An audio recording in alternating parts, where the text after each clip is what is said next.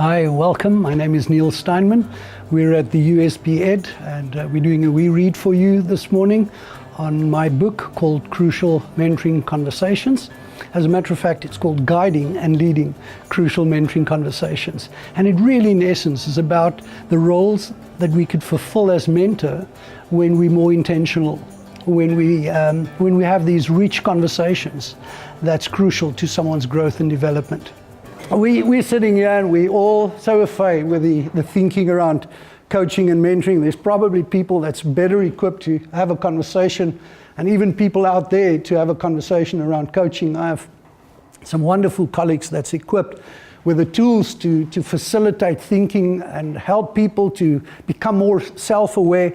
And we know that coaching is really, it's an ask instead of a tell, and we bite our lips to not provide the answer and the solution. And I think the focus is really about creating that awareness. It's like putting the mirror up in front of someone so that they leave and say, gosh, why didn't I think about this? And we use a framework of thinking.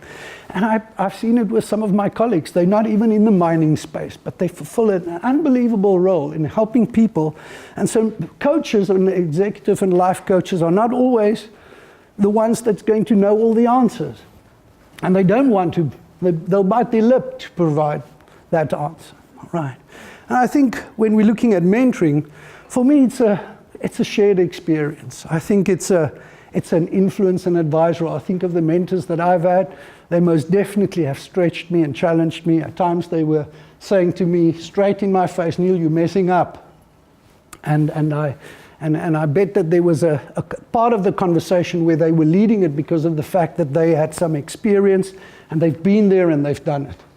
And you know, if you look at the title of the book, it's called Guiding and Leading Crucial Mentoring Conversations. And I think it's a little bit of a hybrid. I think it's probably a combination of, at the right time, being able to ask the right questions, but then being able, from an experience point of view, to say, can I share with you the lessons that I've learned? And I've seen it. I've sometimes have the need for people to, Niël, what are your options? What have you tried? If you could do this again, what would you do differently? And not only do I need that, but I sometimes need the people that know me well enough to be able to say, can I offer you some advice? Can I share with you a different perspective on this? And so when we're talking about guiding and leading, for me, guiding is that subtle process of questioning and listening. But when we lead the conversation, often it's from a place where I've been there and I've done it. And because of the fact that I've been there and I've done it doesn't make me better than you. It just offers me the opportunity to share with you the lessons that I've learned. And then the whole challenge around when you do mentoring, how much structure is necessary for it to work? We do work in one organization and they want the templates and the tools and the contracts that need to be signed between mentors and mentees. And they want to prove that there's some paperwork. And I know some organizations are saying, Niël, we want to make this part of our culture and way of doing things. But if you bring paperwork to this, we're most definitely not going to do this. So the crucial mentoring conversations. So when we're looking at for the mentor, I think it's an opportunity to connect at another level. I think it's an opportunity to have a better understanding of my mentee and the challenges that they face. And I think it allows us to explore possibilities and options and choices that our mentees will have in the future. For the mentee, well, I think there's three things. You know, when you have a real good conversation with someone, it allows, in my view, three things. It allows an opportunity to go and think about, and you know, hindsight is an exact science, we all know that. So it gives us an opportunity to reflect and say, gosh, if I could do this again, I would most definitely do it differently. But it gives us an opportunity to have greater insight. So I have a better understanding of the situation that I'm finding myself in right now. And I think it also allows us to have a better opportunity to look into the future and realize what is it that I'm going to need. So what are the ingredients to a successful, crucial mentoring conversation? Well, the first thing I said was you need to turn down the noise. And I wrote something about the fact that we need to get off the treadmill and be able to reflect. So when we've put together the new program, we've not only provided a handbook for the mentor, we've provided a journal for the mentee. Authentic trust and actionable outcomes. We could have conversation, but if nothing comes from it, well, it's just another conversation, isn't it? I've written something in the book about storytelling. I think we're just programmed to listen to stories, don't we? I remember as a kid when that screen came up in a galaxy a long time ago, far, far away, it was just, my hair was standing up straight, I think we crave for stories. I was just at a session yesterday where a CEO spoke to his group of people in the business, said when we started this thing, there was just 3 of us. There were no tables in this, and he was sharing the story of how they were conducting the business.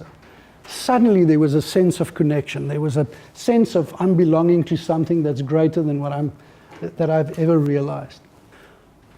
So let's get to the conversations. I bet you're sitting and say, Niël, please get to the conversations so that I know what this is all about. What are those conversations that's going to be crucial to someone's growth and development? That's generic enough to know that somewhere along the line I can prepare myself for a conversation that's going to feature in an informal or even a more formalized relationship. And the way I've structured it in the book is to say that for each conversation there's a specific focus so that the reader can say, what exactly do we want to achieve in this conversation? What are the type of questions that I could think about? So there's questions, there's a value offering. It prompts you as the mentor to think about what story you have to tell. And then say, what's the actionable outcomes? So there's 8 conversations. And I don't think they happen in any particular order, although I really recommend that you start with a conversation right at the top, at 12, on purpose, because purpose is that conversation that probably dictates the rest of the conversations that will follow. So the first conversation on purpose is really that conversation where we are keen to know and understand why people do what they do and where they see themselves and what they'd like to do for themselves. Purpose is right at the heart. And it's that conversation around why do I exist? I do a little paper exercise with people when they attend our programs. And I ask them to select 5 things that's the most valuable in their life right now. Pack it out in front of you. I'd like you to decide which one are you willing to sacrifice so that you can keep the other 4. And you can see people's eyes lit up and say, wait a sec, this is not a transactional thing. And so eventually they stack this in order of what have I given away first? What have I desperately held on right to the end?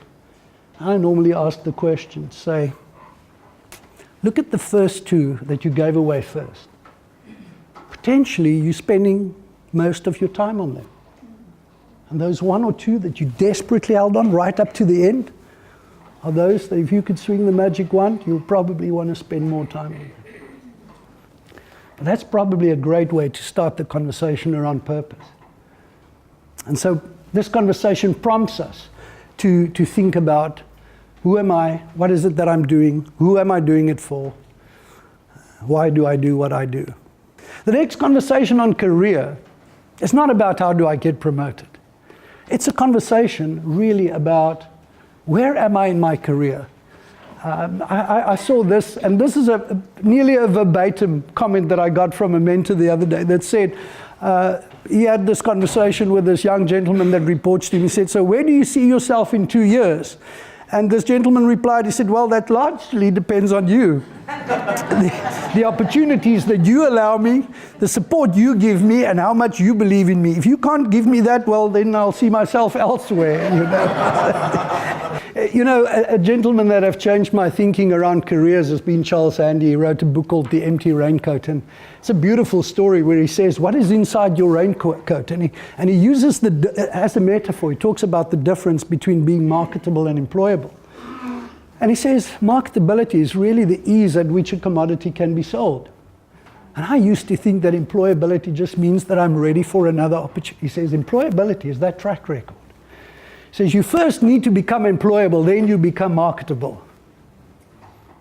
Interesting thought, but it creates a great conversation about getting people to think about how ready they are and what they need and where they are in their careers.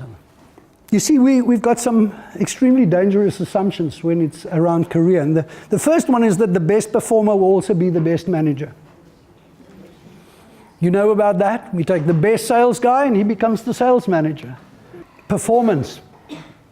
Well, this is really about how am I doing? And I think when we mentor people, we have an opportunity to sit down with them and make sense around, how are you really doing? And having that authentic conversation that get people to reflect around, what am I doing well and what is it that I'm really struggling with? And it's not linked to some 3.2 score that says I'll get 4% at the end of the year. I've written something in the book around feedback and just some practical tips and tools on feedback. I think if we can just change the way we talk about feedback and not say, I've got some negative feedback for you, JP. Well, already he's up in arms about what's coming. When I talk about something that's helpful, it's just got a different tone to it. The next conversation is around fitness. And where feedback is, how have I done up to now? Fitness is a conversation around how ready am I for? And it provides an opportunity to talk about what will be needed. Sometimes it's that reality check-in, it's that benchmark against what will be required. Wow, conversation on strengths. And you know the thinking of Buckingham around strengths, and I want to cut it short. We all know that, when we think about strengths, we're more innovative and creative in the areas of our strengths. We bounce back from failure a lot quicker in the areas of our strengths. We do better work in it. It's a no-brainer. But I've spent so much time in the veld that I've realized that in nature, I'm just going to show you this one picture. Nothing in nature survives where it doesn't belong. I took this beautiful picture. This animal is built around one thing. It's about speed. It has sacrificed everything else. You're not going to find it in a tree somewhere. This thing runs at speeds of 120 kilometers an hour. And you know what? It's strategic. It goes and picks a territory that complements its strengths. Relationships. Well, we've got a myriad of relationships around us. And I think I saw a quote the other day that said, we're only as happy as the relationships that we're in. And I know that as we are sitting here, if I had to ask you, do you have a relationship that you particularly struggle with? A relationship that steals your confidence? A relationship where you've just lost perspective around what the solution to it might be? I bet there's a number of hands that will go up. It might be a family issue, it might be a work issue, it might be a client engagement. Right, networks, and I'm wrapping up on the last two. Keith Ferrazzi he's done some great work around who's got your back. He wrote a book called Never Eat Alone. And he says, we're living in the world, it's not the Lone Ranger anymore. It's all about relationships. It's all about connections. We encourage people to set up a network chart to see exactly what does their networking capabilities look like and what they have to offer that network before they start to think, what can I get from my network? The last conversation is the confidential stuff. When a relationship is really profitable, you will find that you have people knocking on your door and saying, can I have this chat with you? I've got another offer on the table. What do you think? Confidential conversation often opens the door for greater levels of trust. The last chapter in the book was just really something around how do we pour ourselves into others? How do we deal with practical things like high flyers and high performers and people that come to a mentoring relationship with massive expectations? And I try to share something around what I call the dysfunctions. When does mentoring go south? And how do you deal with it? And how do you manage specific situations in a mentoring relationship? And then lastly, some of what I think are just the common mistakes that we make. So these conversations, and I want to wrap up, is just an effort to make sure that there's deeper, more honest, reflective conversations that allow us to explore a number of topics that I think could be crucial to someone's growth and development. I think when we fulfill this role, I said to someone the other day, it's not your job to fill someone else's cup, but you have a responsibility to empty yours.